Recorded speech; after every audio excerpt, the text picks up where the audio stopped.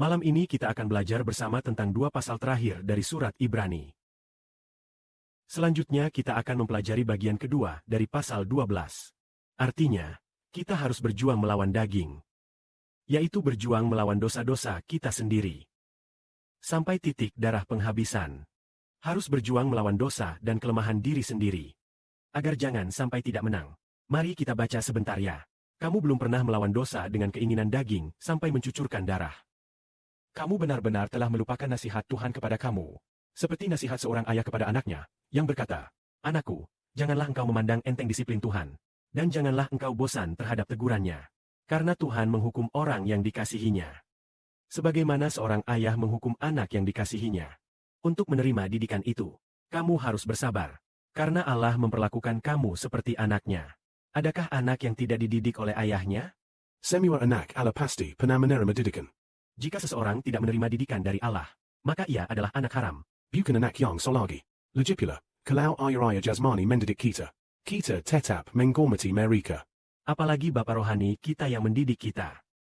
Bukankah kita harus lebih taat kepadanya supaya memperoleh hidup yang kekal?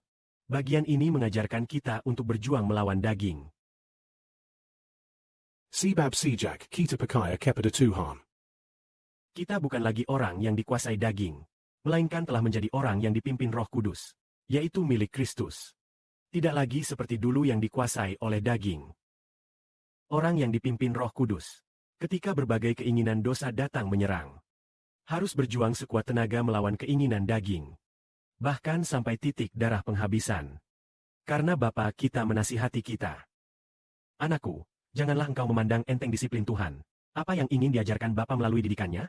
Agar kita mampu mengatasi kelemahan diri sendiri. Mengatasi daging kita. Supaya kita menjadi orang rohani seperti Allah. Allah adalah roh. Bapa rindu agar anak-anaknya. Semua anaknya menjadi orang yang dipimpin roh. Bukan orang yang dikuasai daging. Sehingga pada akhirnya kita menjadi kudus sempurna. Hanya orang yang dipimpin roh yang bisa kudus. Dan melalui kekudusan itulah kita memperoleh kemuliaan.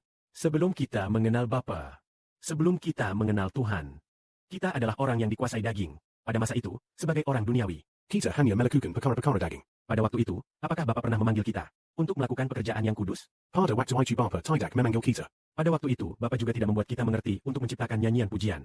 Saat itu kita bahkan tidak tahu siapa Bapa itu. Sekarang kita telah menjadi milik roh.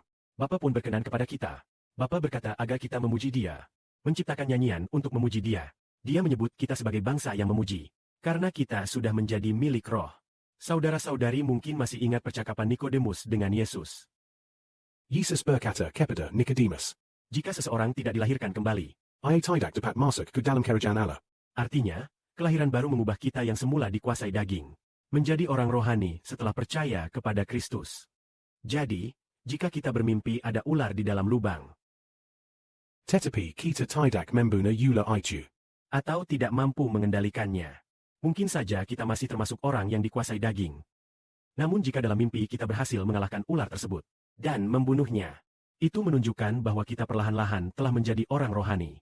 Mari kita ambil contoh. Ada seorang saudari beberapa tahun lalu. Ia hampir tidak pernah bermimpi membunuh ular.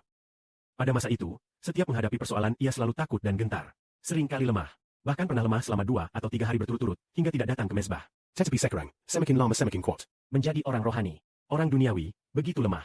Ia pun menjadi putus asa. Beberapa hari kemudian, setelah Tuhan Bapa memberi dukungan, ia menjadi kuat. Sekarang, sebagai orang rohani, kita memiliki kekuatan untuk mengalahkan iblis. Mengalahkan segala macam ular. Dengan demikian, kita tidak akan dikuasai oleh mereka. Sebab Bapa ingin agar kita menghancurkan mereka. Menghancurkan ular, menghancurkan malaikat-malaikat yang jatuh. Sehingga Bapa pernah berkata demikian dalam Alkitab. Keturunan perempuan akan meremukan kepala ular. Jika kehidupan kita terus bertumbuh, maka kita dapat membinasakan kepala ular berbisa dan naga besar itu. Hormat dan kemuliaan bagi Bapa di surga dan Tuhan.